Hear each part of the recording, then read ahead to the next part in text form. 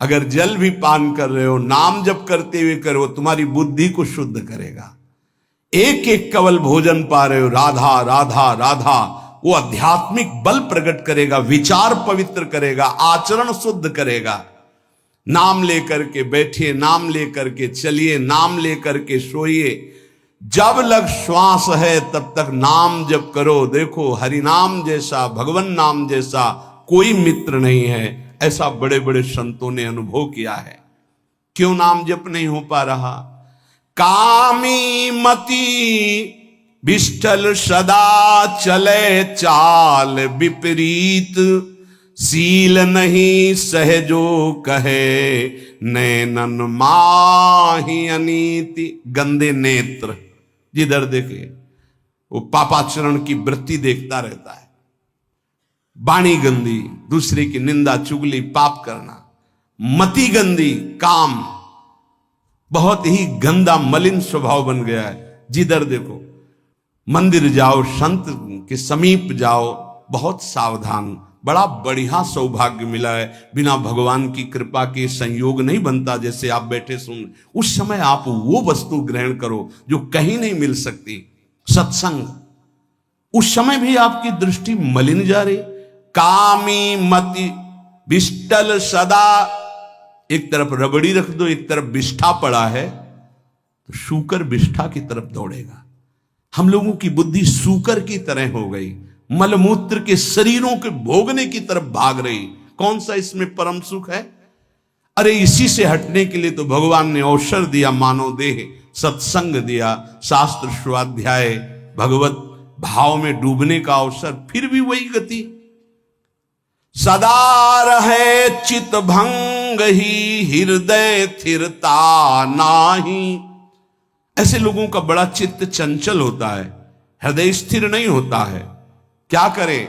अगर ये भी नाम जप करने लगे तो सब शांत हो जाएगा, काम शांत हो जाएगा, मति पवित्र हो जाएगी।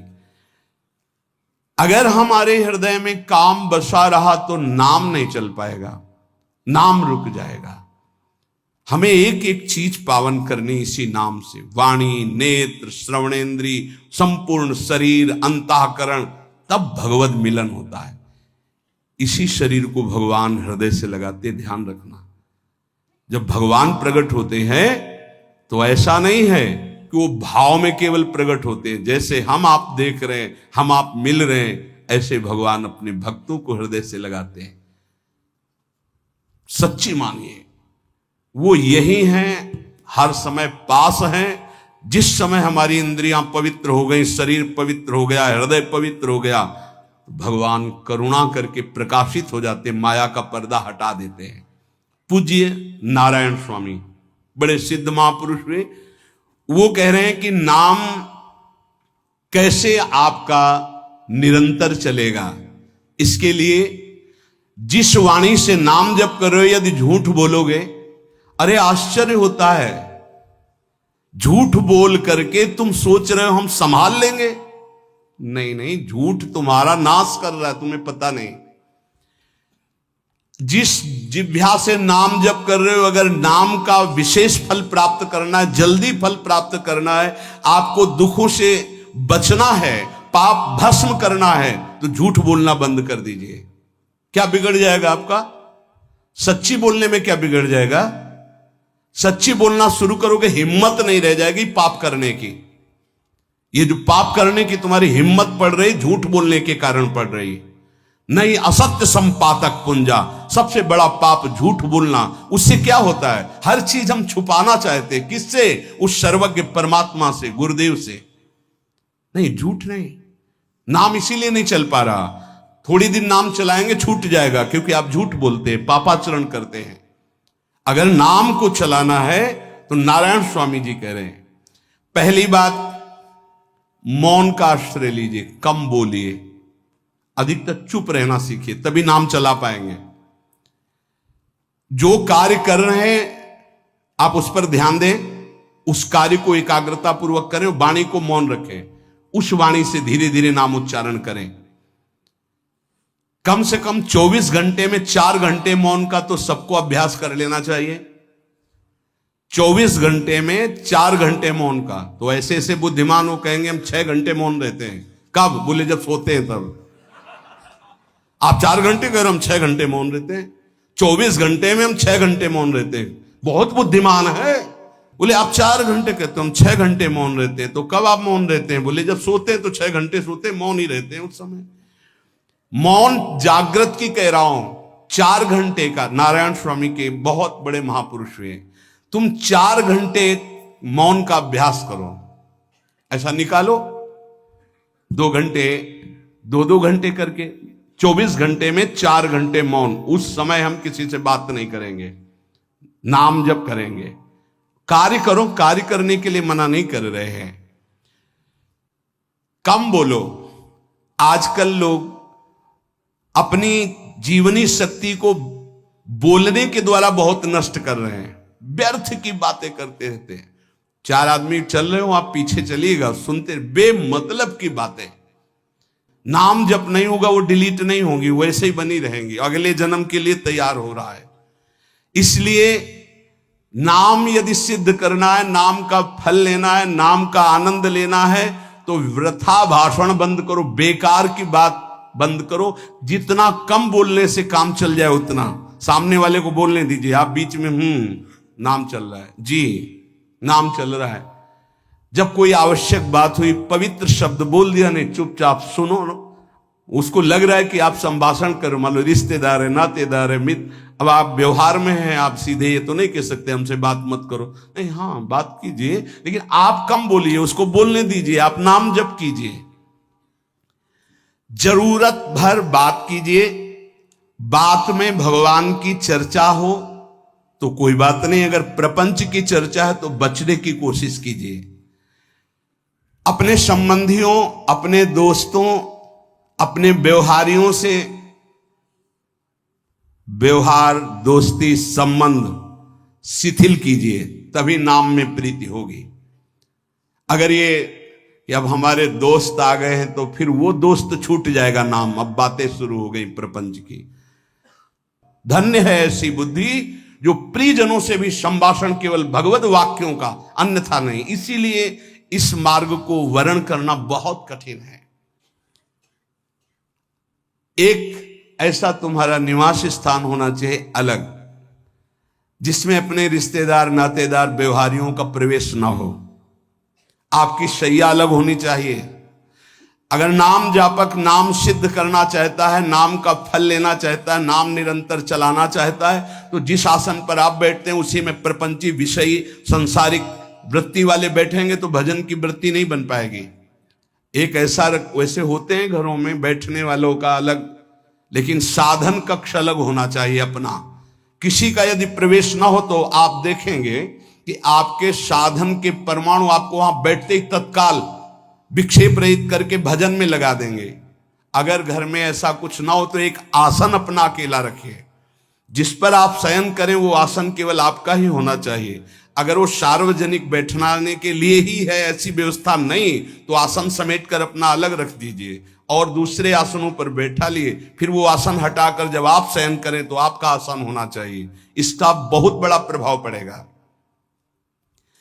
कोई भी ऐसा दृश्य या पुस्तक ना पढ़ें जो वासनात्मक हो और प्रभु के नाम से आपको विमुख कर दे।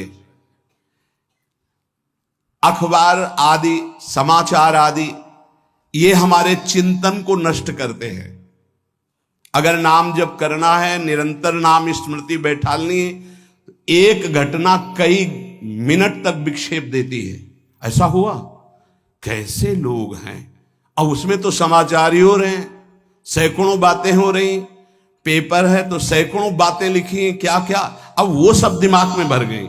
इतना व्यसन है किसी किसी को पेपर पढ़ने का, समाचार पत्र पढ़ने का, कि सुबह होते ही वो विरह में रहते हैं कि पेपर आ जाएगा। आया नहीं, मिला तो ऐसी एकाग्रता से पढ़ते हैं जैसे वेदांत चिंतन करने वाला वेदांत चिंतन। चश्मा लगा, चाय रखी, ठंडी हो रही, उससे मतलब बीच बीच में चाय और चश्मा से और पूरे दिमाग में वही। अब क्या करेगा, जो पढ़ा है उसका चिंतन बनेगा, वही बोला जाएगा। अब जहां चार मिले तो तुम्हें पता है, उत्तर प्रदेश में ये हुआ, मध्य प्रदेश में ये हुआ, चर्चा दिमाग। नाम जापक पूज्य श्री नारायण स्वामी कह रहे हैं, अखबार पढ़ना, दुनिया भर की प्रपंच की जिसमें बातें हैं, ऐसे समाचार, ऐसे टेलीविजन देखना, ये तुम्हारे हृदय में नाम नहीं चलने देंगे, तुम्हारी स्फुरणा को गंदी कर देंगे, बेकार का वक्त खराब होगा।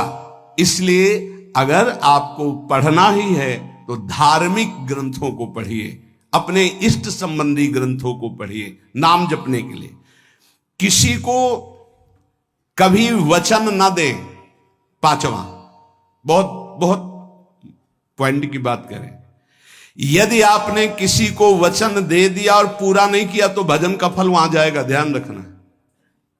यही हमसे सब त्रुटियां होती रहती है अपने लोगों से।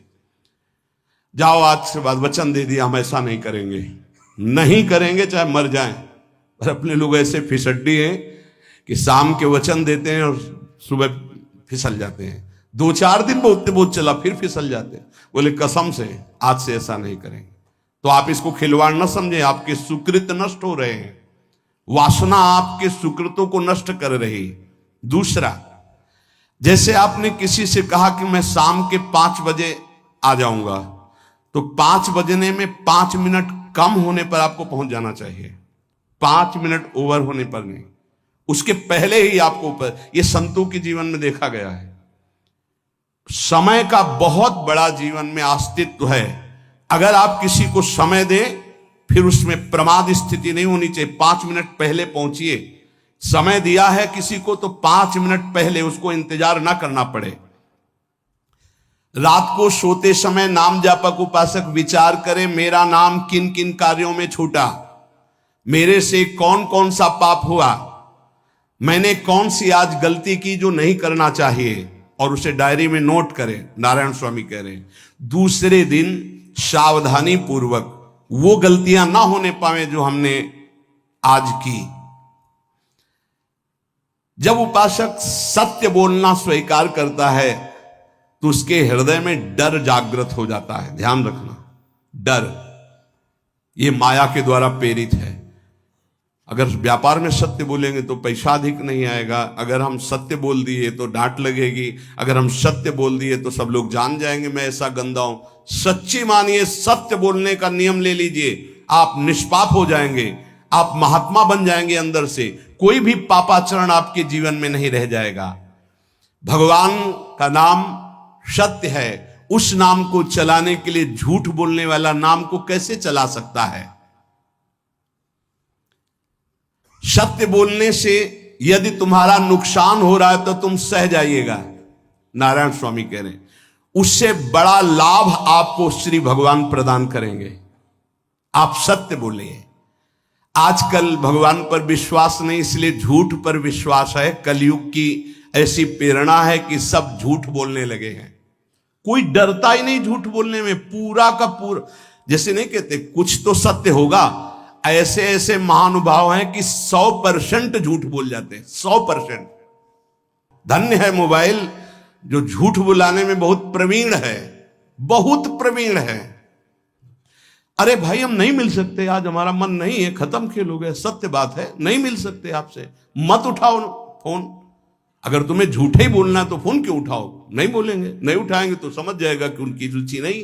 ये झूठ क्यों बोलना, सत्य बोलो। झूठ से यदि आप बच गए तो आपके जिह्वा पे नाम निरंतर चलने लगेगा। ये झूठ ही नाम नहीं चलने दे रहा। असत्य आचरण, छुपाने की वृत्ति, असत्य भाषण, ये नाम में प्रीति नहीं। किसी को भी फुसलाने के लिए झूठ मत बोलिए। सत्य बोलने का अभ्यास कर लिए तो पापी जीव भी महात्मा बन जाए। सत्य आवश्यक है। एक बड़े कागज पर ऐसी जगह लिख के रख लो जहां तुम उठते बैठते देखते हो कि मुझे सत्य बोलने का नियम लेना है, झूठ नहीं बोलना है।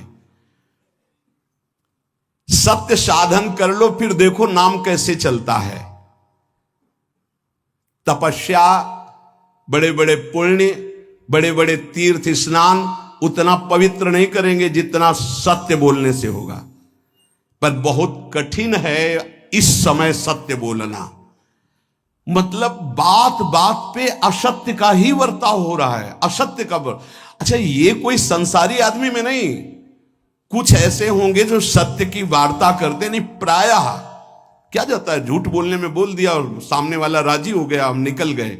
लेकिन सत्य ना होने के कारण आप में सत्य आचरण, सत्य स्वरूप भगवान का नाम, भगवान को कहा गया सत्य नारायण, वो नाम नहीं चलेगा। भजन करने का पहला साधन है सत्य बोलना, जबान से सत्य बोला जाए। और भजन की संख्या प्रारंभ में जरूर लेनी चाहिए।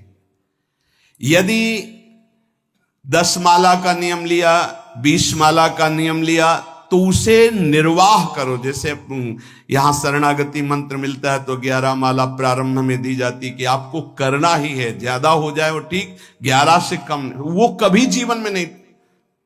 अपने जीवन में गुरु आज्ञा 11 माला तो करनी है, हर समय करना है। पर ये मन थोड़े दिन तो नियम में चलेगा, इसके बाद छोड़ देगा। दीक्षा तब लेनी चाहिए जब गुरु आज्ञा पे चलने की हिम्मत हो, नहीं तो ऐसे ही नाम जपो करो। और जब नियम मिल गया 11 माला, तो चाहे प्राण निकल जाए, हमको 11 माला पूरे करने, प्राण निकलने तक गुरु आज्ञा का पालन करना है। यदि आप नाम जप अधिक मात्रा में नहीं करेंगे तो जो आपको नाम मिला है उसका फल आपको अनुभव में नहीं आएगा। क्यों? क्योंकि नाम का हिस्सेदारी होती है, भजन की हिस्सेदारी होती है। जैसे किसी ने प्रणाम किया, वो भजन लिया। गृहस्थी को इसीलिए मना किया कि रास्ते में परिक्रमा मार्ग में हलवा पूड़ी ये सब बट रहा है, हाथ मत फैलाओ। वो दान कर रहा है, सुकृत कर रहा है, और कोई दूसरे ले विरक्त आदि। आप अपने भूख मिटाने के लिए 4 रुपया के चना लेके भले पालो, लेकिन दूसरे के द्वारा दिया हुआ हलवा मत पाओ। यहां धाम आए हो, भगवत कमाई करने आए हो, यहां नाम जप करो, कष्ट सहकर परिक्रमा दो। हो सके 4 रुपए की वस्तु लेकर के आप पशु पक्षियों को पवा दो, किसी एक का पेट भर, तुम मत पाओ दूसरे का। तुम चाहो तो उपवास कर सकते हो, या प्राण पोषण के लिए रूखा सूखा थोड़ा खा लो। ये दूसरे के आराम से धाम में हम आए 2-4 दिन खूब खाए पिए नहीं, भागीदारी हो जाएगी तुम्हारे पुण्यों की। वहां ऐसे फ्री नहीं है कुछ। भजन का भागीदार राजा भी होता है, जिसके राज्य में रह रहे हैं। जो अन्न देता है वो भजन का, जो वस्त्र देता है वो भजन। इसीलिए गृहस्थ को कहीं कुछ भी स्वीकार नहीं करना चाहिए, ये बहुत ध्यान रखिए। अगर आप कहीं तीर्थ साधु आश्रम कहीं जाते हैं, कोशिश कीजिए कि किसी से सेवा ना ले, और अगर सेवा ले तो उसके अनुसार फिर अर्थ दे दे। अगर आपने वहां भोजन पाया, पान पाया, तो उसके अनुसार सोच ले कि अगर हम इतना खरीदते तो कितने का मिलता, वो दे दिया तो आपका भजन बच गया। कभी आपको कोई प्रणाम नमस्कार करे, तत्काल बराबर प्रणाम करो। किसी को अपना भजन का हिस्सेदारी नहीं, सबका मंगल हो। ये भजन जितना बढ़ेगा तो आपको भगवदाकार कर देगा। दिन रात 24 घंटे में 21,600 श्वास चलती है। 21,600 श्वास में 6 घंटा तो सोने के चले जाते, उसमें तो चेतना नहीं रहती। अब हमको अगर 21,600 नाम हमको जपने को मिल जाए तो हमारी हर श्वास सार्थक हो जाए। जो हम 5-6 घंटा सोते हैं उसमें जिनका अभ्यास है तो बात अलग है, नहीं तो वो व्यर्थ जाती है। तो हमें एक श्वास में कई नाम जपने का अभ्यास करना चाहिए, जिससे 200 माला फेरने पर ये 21,600 श्वासों की गणना पूरी होती है। अगर हम 200 माला का नियम ले तो इतना हो सकता है। तो हमें लगता है अगर हर समय माला नहीं ले सकते तो श्वास वाली माला बहुत अच्छी रहती है। श्वास में 4 बार खींचो, 4 बार नाम लेते हुए छोड़ो। दूसरा साधन, एक छोटी माला ले ले, जो आजकल तो काउंटर चला है। काउंटर में ज्यादा सुविधा संसार के क्रियाओं में रहने वालों को होती कि क्या अपनी जेब में डाल लिया। तीसरा साधन वो बहुत कठिन है, मन की वृत्ति से नाम जप करना।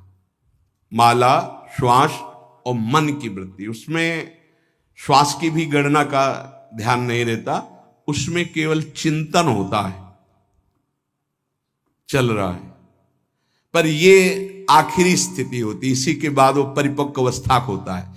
जिह्वा से धीरे धीरे नाम उच्चारण करते हुए ये पहला अभ्यास है। प्रारंभिक को एकदम मानसिक में नहीं पहुंचने की चेष्टा करनी चाहिए, 2-4 नाम के बाद मन प्रपंच में फंसा देगा। दूसरा अभ्यास कंठ से में, जैसे हम जिह्वा से राधा वल्लभ श्री राधा वल्लभ श्री राधा वल्लभ श्री, इसे वाचिक जप कहते हैं। मंत्र नहीं होगा, ऐसे नाम होगा।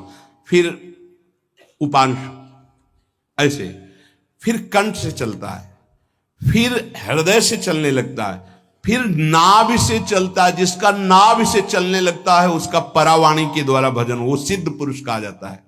4 वाणी, परा, पश्यंती, मध्यमा, वैखरी। वैखरी जो बोल रहे हैं, जो कंठ से, फिर हृदय से पश्यंती, परा नाभि से, मूलाधार केंद्र से लेकर के संपूर्ण ब्रह्मांड में इसमें नाम गूंज रहा है, वो सिद्ध पुरुष का होता है। पहला अभ्यास जिह्वा हिला करके शुरू करें, राधा राधा राधा राधा। फिर कंठ से, कभी हमारे सदगुरुदेव भगवान को देखना, अगर कोई आ गया और बातचीत का हुआ तो यहां से तत्काल चलता दिखाई देता है ना, कंठ ऐसे ऐसे हिलने लगता है कंठ। अगर शांत बैठे तो फिर नहीं दिखाई दे। अगर कोई है आसपास तो इतनी तीव्रता लगन होती कि कहीं छूट ना जाए नाम। कंठ से विशिष्ट अभ्यासी का, फिर हृदय से परिपक्व अभ्यासी का, और नाभि से सिद्ध महापुरुष का, परावाणी से चलता है। अगर 1 वर्ष तक जिह्वा से अभ्यास किया जाए, ये मैंने किया है, नारायण स्वामी कहते हैं, तो दूसरे वर्ष में कंठ से प्रारंभ हो जाता है। 2 वर्ष कंठ से चले तो अगला हृदय से प्रारंभ हो जाता है, और हृदय से 3 वर्ष चले तो फिर नाभि से 7 वर्ष में नाम सिद्ध हो जाएगा। अगर नियम पूर्वक झूठ ना बोले, सत्य आचरण करे, ऐसे नाम जप करे। हम ये कहते हैं कि चलो थोड़ा धीमे ही सही, पर 12 वर्ष में तो आपको सिद्ध हो जाना चाहिए। 12 वर्ष, यहां बोले 30 वर्ष के, 50 वर्ष हो गए साधन करते हो, ज्यों कहते हो कोई परिवर्तन नहीं। इसका मतलब अंदर से नाम नहीं चलाया जा रहा, नाम में रुचि नहीं। 12 वर्ष में तो वो भगवत साक्षात्कार करके जागृत स्वप्न सुषुप्ति अवस्था पर विजय प्राप्त कर लेता है साधक। ऐसा ही स्वामी जी ने किया। नारायण नारायण नारायण नारायण नारायण, ऐसी सिद्धावस्था हो गई थी। एक टाट की लंगोटी, एक रस्सी कमर में, बस। बड़े ही उच्च कोट और बहुत बड़े अरब खरबपति घर के बालक थे। सारी सिद्धियां उसके पैरों में लौटने लगती हैं, जिसका नाभि से भजन प्रारंभ हो जाता है, परावाणी से। अजपा जाप उसे ही कहते हैं जो नाभि से होता है। अजपा जाप करने वाले उपासक में जो अजपा जाप करने की चाह रखते हैं, पहला भोजन पर ध्यान दे। सात्विक भोजन, पवित्र भोजन। भाई नाम का स्वाद नहीं मिला तो कुछ लोग जो है बहुत प्रसन्न होते हैं जब सांसारिक पदार्थ आता है। बड़ी कृपा श्री ठाकुर जी की रही है कि इस विषय पर जो है बहुत परिपक्व किया है। रोटी नहीं मिली, ये रबड़ी रसगुल्ला की तो बात जाने दो। गंगा का किनारा, गांव में जाना नहीं, जो आकाश वृत्ति से वो आ जाए वही। आप लोगों को तो रोटी तो मिल रही है। पहला नाम सिद्ध करने के लिए भोजन सात्विक और थोड़ा, अगर एक समय पाके निर्वाह कर लो तो अच्छा, नहीं तो 2 समय। 3 समय पाने का तो अधिकार ही नहीं साधक को। भगवान की बड़ी कृपा है, जब भूख थी तब था नहीं, और जब है तो भोजन नहीं पा सकते। वो बड़ा लीला बिहारी। जब भूख थी तब भोजन नहीं, और जब भोजन है तो नियम कानून इसके लग गए हैं, ये इतना इतना। दूसरा, पहला भोजन पर पवित्र। देखो नाम जप के लिए बहुत आवश्यक है। यही जीवन है कि अगर आप नाम जप करने लगे तो हमारा बोलना, हमारा जीना सार्थक हो जाएगा। अगर नाम जप आपको करना है तो पवित्र भोजन होना चाहिए। 2 टाइम भोजन पाना है तो थोड़ा थोड़ा पाओ, पेट ना भरने पाए, ऐसा ना लगने की वजन बढ़ गया है। वजन बढ़ गया है तो भजन घट गया है, वजन घट गया है तो भजन बढ़ गया है। देखो, तुम्हारे संसारिक संबंधी माता पिता चाहेंगे कि तुम्हारा चिकना शरीर होना चाहिए, हष्ट पुष्ट होना चाहिए, लेकिन हम चाहेंगे कि तुम्हारा भजन पुष्ट होना चाहिए, भगवदाकार वृत्ति होना चाहिए। शरीर तो आज है, कल नहीं रहेगा, चाहे जितना चिकना कर लो। संसारिक माता पिता के प्यार में और गुरु के प्यार में यही अंतर है। वो आपके स्वरूप को पुष्ट करेगा तो शरीर तो अपने आप, मन प्रसन्न है तो वो स्वस्थ है, अस्वस्थ होने पर भी स्वस्थ है। अगर शरीर स्वस्थ है और काम वासना है, नाना प्रकार की चिंताएं, ये थोड़ी माता पिता दूर कर पाएंगे। वो तो तपस्या और साधना से ही दूर होती है, ध्यान रख लीजिए। अधिक भोजन पाना, शरीर को बहुत पुष्ट बलवान कर लेना, तो हर इंद्रियों को भोग देना पड़ेगा आपको। वो कोई तपस्वी होता है, जो तपस्वी होता है वो संयमी होता है, जो संयमी होता है उसके चर्बी नहीं होती, ध्यान रखना। युक्ताहार विहार से, प्राण पोषण के लिए केवल शरीर में अन्न जाए तब नाम में प्रीति होगी। खाते खाते अनेकों जन्म व्यतीत हो गए, वर्षों व्यतीत हो गए, अरे अब तो भजन कर लो, कहां तक खाओगे? ये नरक कुंड है, डाला विष्ठा बन गया। नींद, एक नियम बना लो कि इतना ही सोना है। पता नहीं सोने में कौन सा सुख, नींद में केवल एक बात का सुख होता है, आपका संसार का चिंतन नहीं होता, तो आप जो शांत रहते हैं वो सुख होता है, लेकिन वो तमोगुणी सुख है। अगर आप जागृत में संसार का चिंतन न होने दें और भगवत चिंतन कर रहे हैं तो आप महापुरुष हो जाएंगे। सो सो के जीवन क्यों बर्बाद करते? एक टाइम रखिए सोने का, बस। ये कोई तुम्हारा सुख नहीं है, ये तमोगुणी सुख है। निद्रा आलस्य प्रमादोत्तम तत्तामस मुदाहृतम। और एक बात समझ लो, यद तज्ञे विषमी परिणामे अमृतोपमम, जिसमें विष जैसा शुरुआत में लगता है उसका परिणाम अमृत होता है, और जिसकी शुरुआत अमृत जैसी लगती है उसका परिणाम विष होता है। प्रातःकालीन उठ करके सत्संग में आना विष जैसा लगता है, लेकिन उठ के आ रहे हो तो इसका फल अमृत होगा।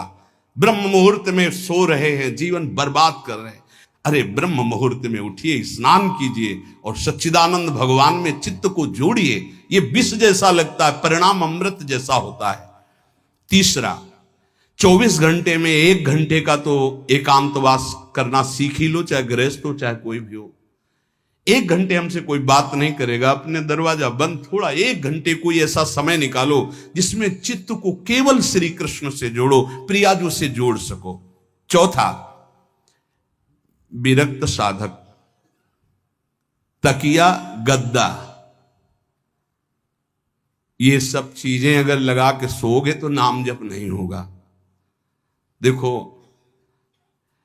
हितधाम में कुशासन और एक ईंट कुशासन के नीचे, सर्दी में ओढ़ने के जो हमारे कंबल थे वो आटे का बोरा बलराम जी ला के दे थे। जीवन को यदि आप कसौटी पे नहीं कसेंगे तो भजन नहीं होने वाला। अब तो शरीर रोग से ग्रसित है, आप चाहे जहां रखो चाहे जैसे रखो, प्रिया जो जाने।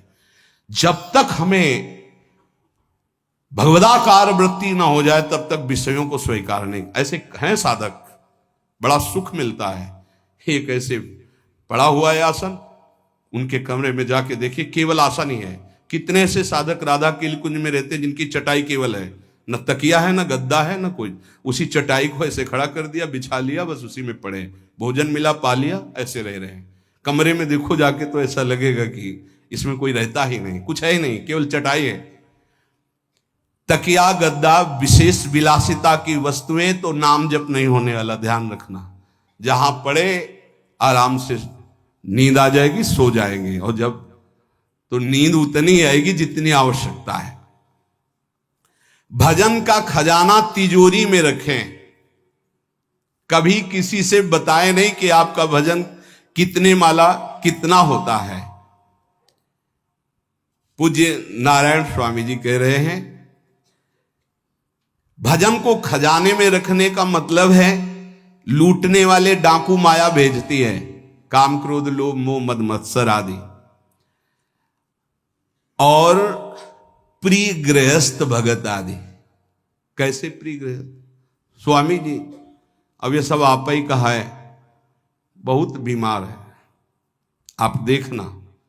ठीक है, दूसरे की दुख निवृत्ति करना संत का स्वभाव होता है, पर हम जिस मार्ग के पथिक हैं, हमारा कर्तव्य है, हमारे पास हमारे प्रभु के सिवा कोई नहीं, हमारा जो कुछ है वो प्रभु हैं। ए भैया, जैसा श्री जी चाहेंगे वही सब मंगल करेंगे, ये शब्द होना चाहिए, उससे उसका भी मंगल होगा, आपकी भक्ति पुष्ट होगी। कभी भी जो गृहस्थ में भजन करता है, किसी भी तरह का किसी से भी कोई प्रतिग्रह ना ले, नहीं ले लो, ये लो ही बढ़िया है, रख लो, नहीं महाराज हमारा ये मार्किन का गमछा ही काफी है हमारे लिए, नहीं नहीं नहीं, ये प्रसाद पाल, हाँ इतना किनका दे दीजिए, भगवत प्रसाद ये हमारे लिए पर्याप्त। गृहस्थी में अगर आप भजन करते हैं तो अपने भजन को बचाने के लिए किसी से भी दान पुण्य, किसी का भी बट रहा है वो स्वीकार न करें, किसी से प्रणाम नमस्कार, किसी से अपनी सुविधा सेवा स्वीकार न करें। और जो विरक्त है उसको ध्यान रखना चाहिए कि हमारा जीवन केवल जगत मंगल के लिए विश्वेश्वर भगवान को समर्पित जीवन है, ना हम किसी को शाप दे सकते हैं, ना किसी को वरदान दे सकते हैं। सेवक स्वामी की इच्छा को देखता है, ऐसा ऐसा, हाँ प्रियाजू की जैसी इच्छा होगी वैसा नहीं, आप ऐसा नहीं, प्रियाजू का बस जबान से कभी ना किसी के प्रति शाप का, और ना हरिराम व्यास जी ने कहा है कि शाप और वरदान हमारे स्वामी की, तो हमें हर बार में यही बोलना है, जैसी प्रियाजू की इच्छा, जैसी श्यामाजू की इच्छा। नहीं आप कुछ कह दीजिए तो राधा राधा राधा, नहीं कैसे मंगल होगा, आशीर्वाद दीजिए राधा राधा राधा, बहुत संभाल के। महात्माओं को इस बात में सावधान रखना चाहिए कि ये माया ममता का रूप धारण करके तुम्हारी तिजोरी को खाली कर देगी। खजाना लूटने के लिए माया बहुत अनुभवी महापुरुष है, सेवक के रूप में आती है, खास सेवक बनकर। आज तक जहां दगा हुआ है तो खास से हुआ है। जब वृक्ष कटने लगे तो आपस में बात की, भाई ऐसा कौन आ गया जो हमें काट सकता है? बोले हमारा कोई मिल गया। तो कुल्हाड़ में जो बेंट है ना, बोले मिल गया कोई हमारा।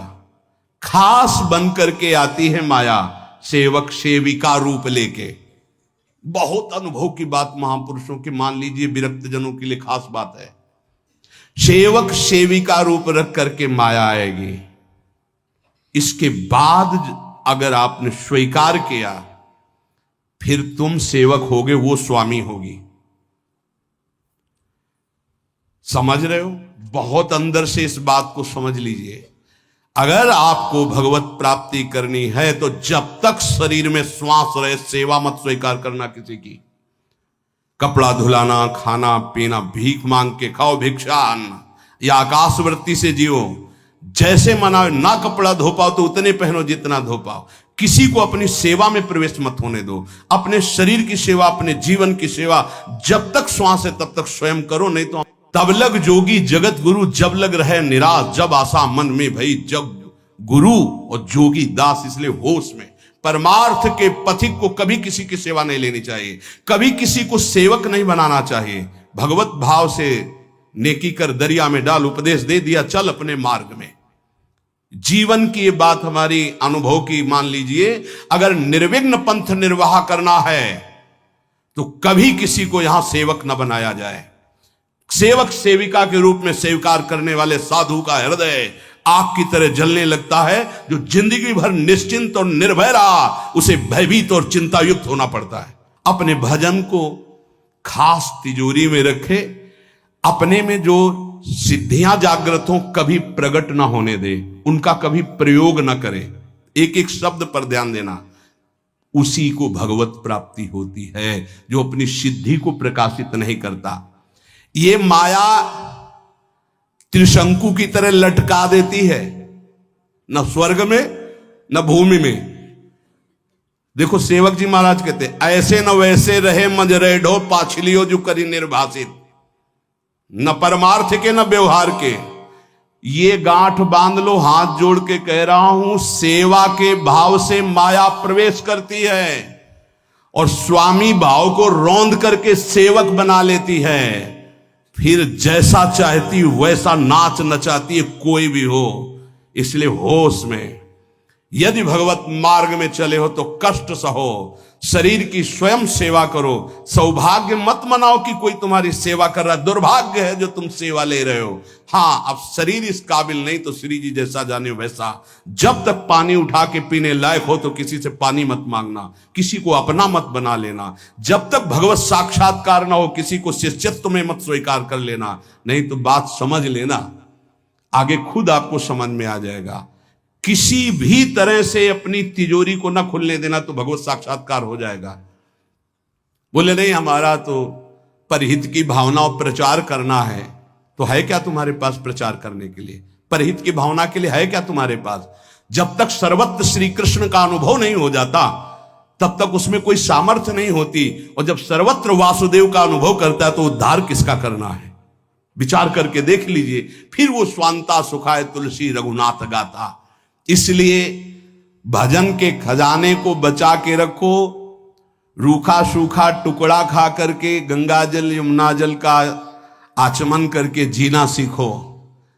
अच्छे अच्छे पदार्थ सामने होने पर वही पदार्थ स्वीकार करो जिससे तुम्हारी जिह्वा रुचि ना कर पावे।